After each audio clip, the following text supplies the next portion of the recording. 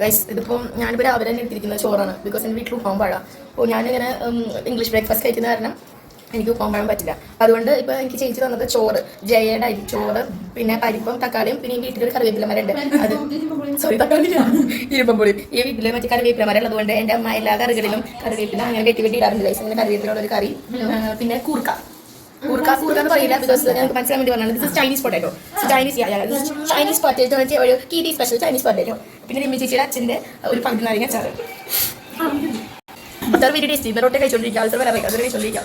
പിന്നെ കറിവേപ്പില മാറ്റി വെച്ചിട്ടുള്ള കറി കുറഞ്ഞിരിക്കുക കാരണം ഒന്നും ഇതായിട്ട് ചോറിൽ മുങ്ങി വിളിച്ചിട്ട് കുഴപ്പമില്ല. ഇതിന് കറി എടുത്ത് ചോറിൽ കിട്ടും. പിന്നെ ദിസ് ഇസ് ചൈനീസ് പൊട്ടാറ്റോ, കീരി സ്പെഷ്യൽ ചൈനീസ് പൊട്ടാറ്റോ. ആ സ്ഥലത്ത് കിട്ടുന്നു. പിന്നെ റിമ്മി ചേച്ചിയുടെ അച്ഛൻ്റെ അച്ചാറ് കുറച്ച് മിക്സ് ചെയ്തിട്ട് ഇങ്ങനെ കുഴച്ച് അച്ചാർ അതിങ്ങനെ തൊട്ട് നോക്കണം. ഒരു ഫ്ലേവർ, അണ്ടർലൈൻ ഫ്ലേവർ വേണം.